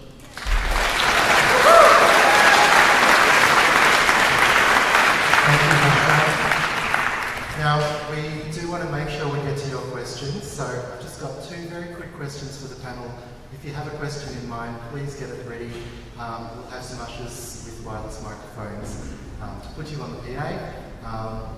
The first question I have is, David, just in 2 sentences, this revolving door between the government, the military-industrial complex, universities, the media, is there anything being done to slow or stop that revolving door?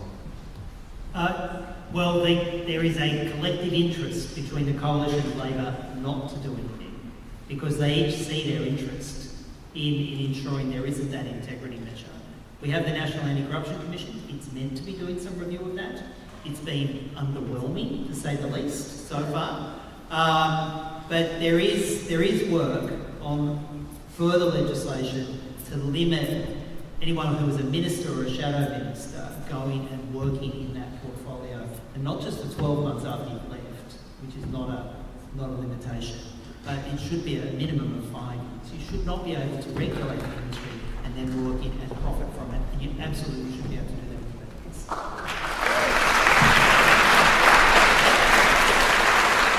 That was 6 sentences that you can stay. Look, the final question I have for the panel, to pick up on what Hashmat was saying about communication, Jordan, a big part of what you do is communication. How can we talk to people? How can we spread consciousness? How can we spread curiosity, vested interest, a sense of our own vested interests in policy? Does pointing out hypocrisy work? Are there other tactics that we need to take? Good question. I think something that is unique to this country is that we like to communicate a lot by making fun of people. And I find that really effective, and I would suggest that other people do that, because you are pointing out hypocrisy, but also we're all, slaves to capitalism, so we don't have time to have those conversations about I agree, this thing is messed up and all that kind of stuff. So if you just make someone laugh about someone doing the wrong thing, I think it's really effective. But also, I don't think we need to just be preaching at people. I think it's more important that for people with platforms or a lot of privilege, you go and help someone and meet them when they're at, rather than being like, look at what this government is doing, it's wrong. That's great, we all know that. But what are you doing to help, and what are you doing to change? I think that's the most important.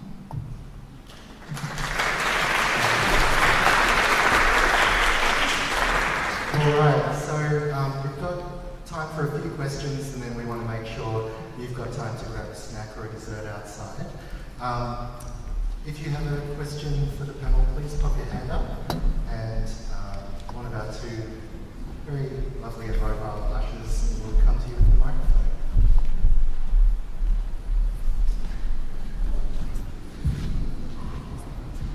G'day. I was probably just going to ask about Australia's involvement in the Red Sea Defence Force currently.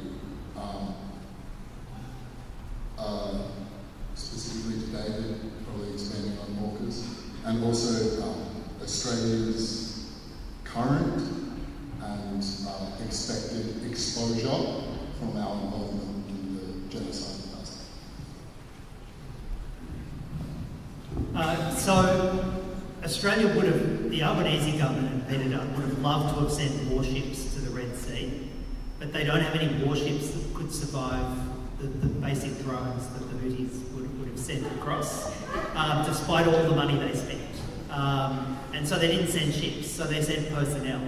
And I think currently the person in charge of that strike force, which is largely UK and US ships and weapons, is actually, there's an Australian in charge of it, and there's a bunch of Australian personnel involved in it. They would have sent weapons if they could, but they didn't have any.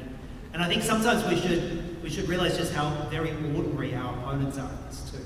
These lavish amounts of money producing incredibly overpriced weapons that actually end up not being particularly effective for what the plan was. Some of them are tragically effective, like the F-35s and bombs and missiles, but some of what they do, and it's an opportunity sometimes to take the piss out of them, even though it's a brutal kind of space. So that's our role in the Red Sea Task Force. There is absolutely likely substantial complicity in Australia's involvement in the genocide in Gaza. We knowingly send armoured steel from a company in my home state of New South Wales, from Port Kembla, Bissaloy. We knowingly send armoured steel that is used on Israeli tanks and armoured personnel carriers and weapons that are in Gaza and in Lebanon. We buy weapons from the Israeli military that we know are being tested on Palestinians. I had the misfortune of being out at a weapons fair at Perth just a few months ago, where one of the big Israeli weapons manufacturers called Rafael showed video after video after video of their weapons, their missiles, using artificial intelligence to target people in Gaza, to target people in Lebanon, to target people in Yemen, literally showing real time people being killed with their weapons, Palestinians, Lebanese, people in Yemen, and then saying to all the defence officials and politicians, that's why you should buy it. Look, it works. We're just showing you how it works. Like, that is absolute complicity. And I'd urge you to have a look. Chris Sidoti and others have produced a report just the week before last on Australia's complicity and what we should do to be compliant with the directions of the International Court of Justice. And we can put some of that up on our social media. If you haven't read it, it's a really good sort of breakdown of how complicity, what we have to do to be compliant with international law, and what the risks are if we're not.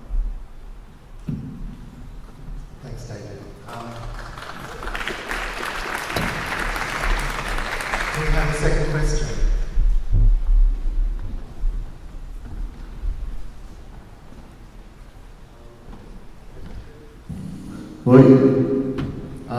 I think the first thing I wanted to note is I think we need to be really careful in talking about what money could be spent on. It can be a false dichotomy. They're not sitting there weighing up whether we should spend money on education or we should spend money on arms. We need a deeper analysis. We need a deeper analysis of the international arms economy to understand that this isn't a decision of a couple of politicians. This is a long-standing military industrial complex that Australia has become an integral part of. The US economy is based on the arms economy. It is not bad economics for US capitalists. US capitalists don't look at this and go, this was a really bad decision to invest in weapons. They've thrived off weapons, which is why we are here today. Because they are making money off weapons. And it's at the core of their economy, and it is now becoming at the core of the Australian economy. We need to be using the language and the analysis that we had 20, 30 years ago to understand the military industrial complex. That's gone, and now we're talking about what we could spend money on. What's really positive is we have people here wanting to learn and understand the arms economy and the relationship it has with Australia. And we need to build on that with deeper analysis. We're at a time where we have protests at arms companies around Victoria and around Australia. It could be a turning point. So I guess my question now is, what have we learned from this new point in Australian politics where people want to learn and understand and want to take action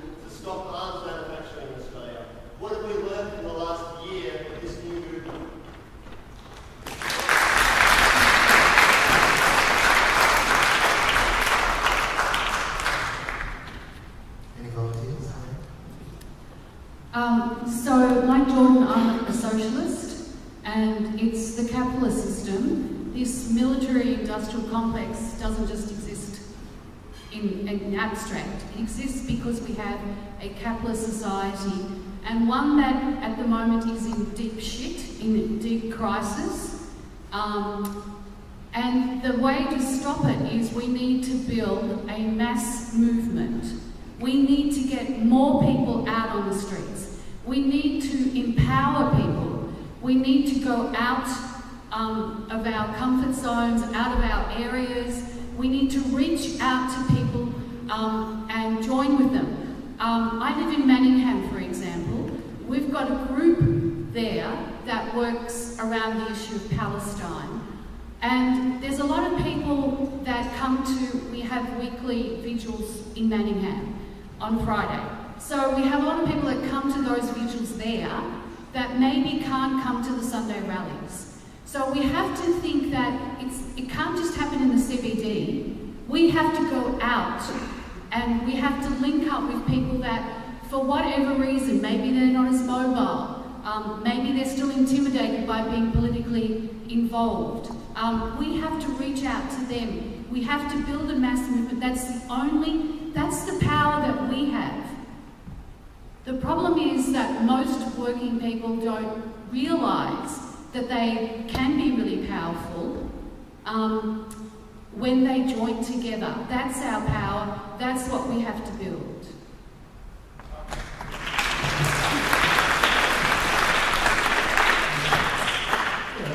I agree to Dr. Blakey, and I just want to add that I ran out of time when I was giving my talk, and I just briefly mentioned that yes, the Australian economy is being modelled along the American economy of Keynesianism, or military Keynesianism. Keynesianism, I have to pronounce that name. Yes, American economy is based on military industrial complex, and for that very reason, if you look at that theory of economics put forward by John Maynard Keynes, you need growth through spending more on military, whether you need it or not.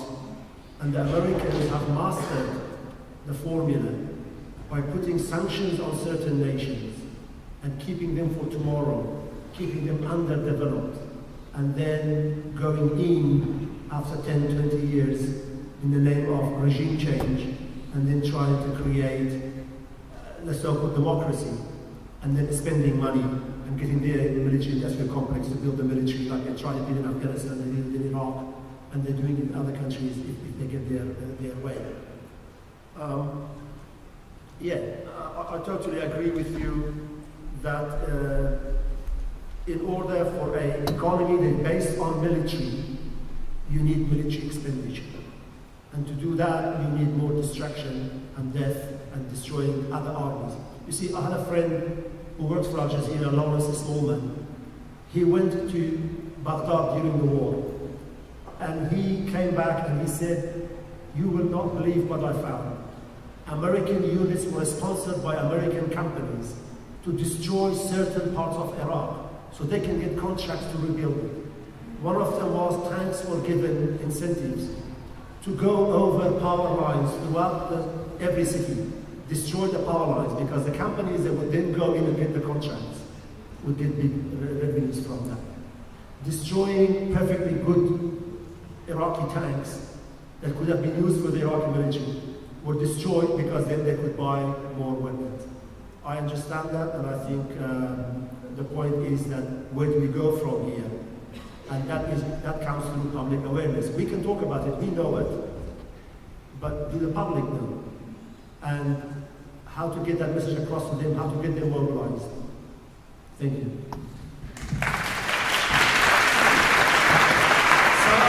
I think you should also recognise that this stuff is working to a degree already.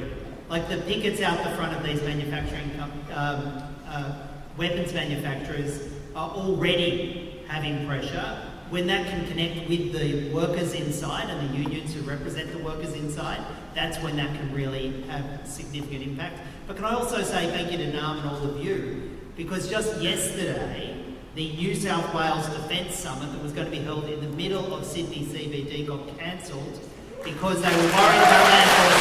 They were worried about politics. Now that's a good one. Thank you, everyone. Look, I think we can squeeze in one more question. We'll try and keep it tight, and we won't hold you back from the evening for too long. Can we get a microphone? Can't see the ushers.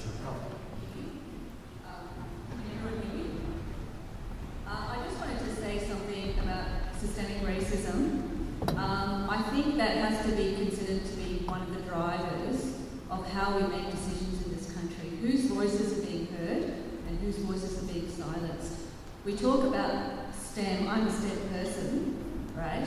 But STEM is being co-opted by people who are already in positions of privilege, who are not just on the right, but who are silencing other people from the STEM disciplines from speaking about things like climate change and speaking about solutions.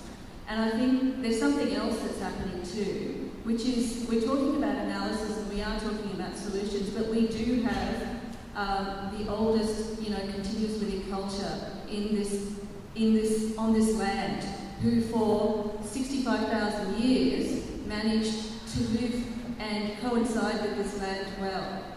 And so there are answers already there, but they're being silenced or they're not being given a voice.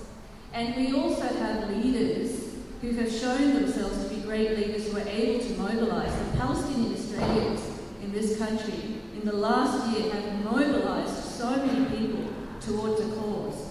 The people of the refugee encampments around Australia in 6 cities mobilised people, educated people about what's happening with refugees. We have leaders from minority and Indigenous communities, but they need to be given a platform. They need to be given a voice, and that's what we can do. And that, I think, is one possible way of actually convincing people that these are the problems that our panel has done a great job in outlining, and then pointing them to who our leaders are, who will point us to solutions out of these problems.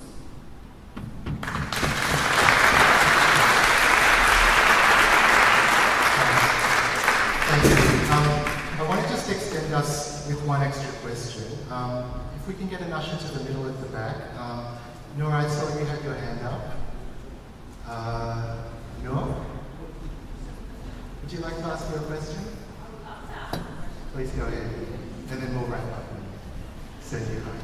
Hi, some of you may know who I am, some of you not. I'm very loud here on Sunday.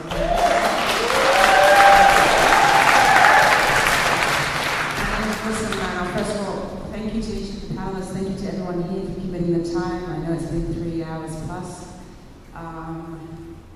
One thing I've noticed is that we've talked about, and like my friend Joe mentioned, is that we've talked about all of the things, all the numbers, all the figures, and we're very well aware of that.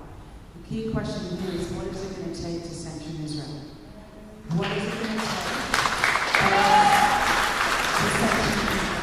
And like Uncle Gary said, is that what do we as a community come together for to build and help First Nations people here on the ground first before we think about anything else outside? That is critical. All these AUKUS contracts are impacting Indigenous lands as we speak right now, and that is a crime within itself.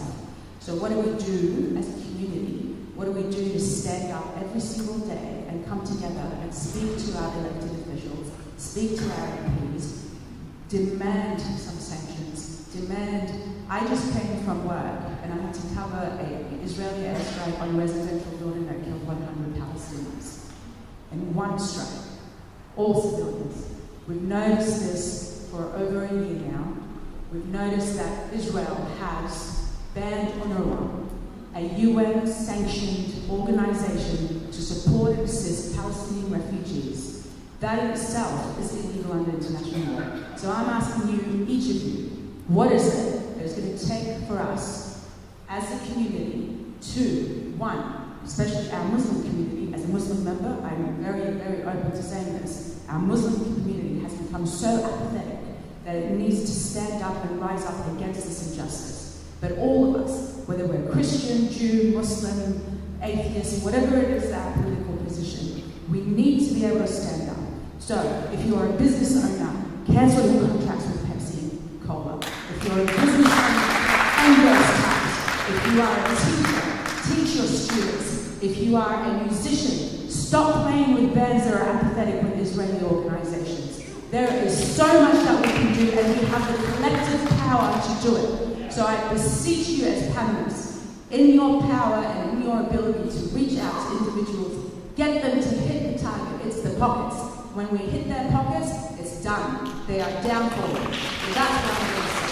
I want each of you to think about that, and I want everyone in this room to think about that. What can we do as an individual, and what can we do as a collective, whether we're in power as elected officials, or whether we're just a local fella and a little girl, or whatever it is that we are, or whatever it is we identify as. First, we help our indigenous community. Second, we help Palestinians and Lebanese and Syrians that are being killed and maimed and murdered every single day.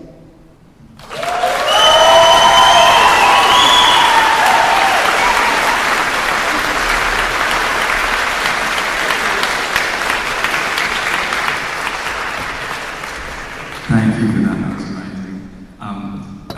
I think so. One of your questions was you asked, "What's it going to take for us to sanction Israel?"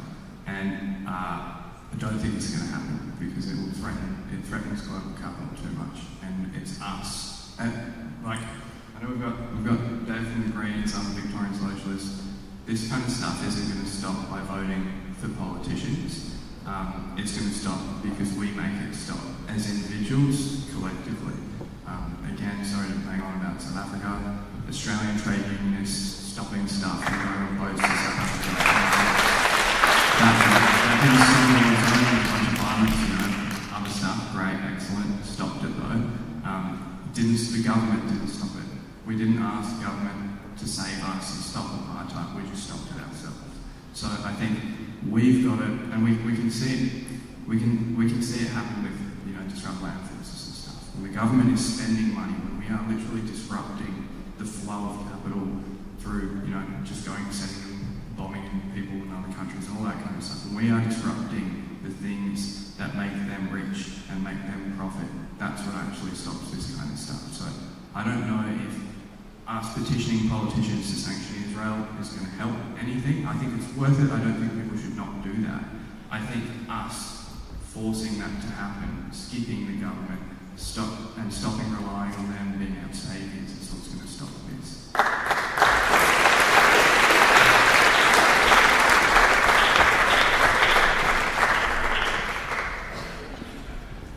Alrighty. Testing. Hello. Alright, cool. Thank you so much for the panel. It's such an engaging conversation. I feel like we've all learned something, or if at the bed and we've kind of gained some insight into things that we may already believe or know in. So can we just have one more round of applause?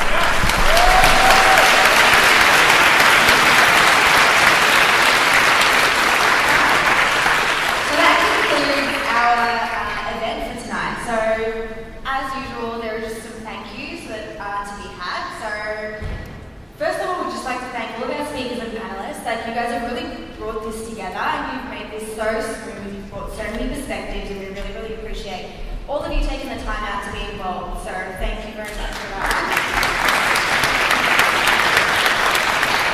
There will also be so many people behind the scenes. There will be people making content for us. There will be people who have set up. There are Renegade who have done the sound. There are people who will be putting posters up, who will be putting flyers in people's letterboxes. There will be people having conversations, doing speeches. I know for a fact that if you walk down Sydney Road, Coburg, there is not one light pole that doesn't have 5 of our posters. So thank you very much to the team that have done that. It's taken a lot of work to do that.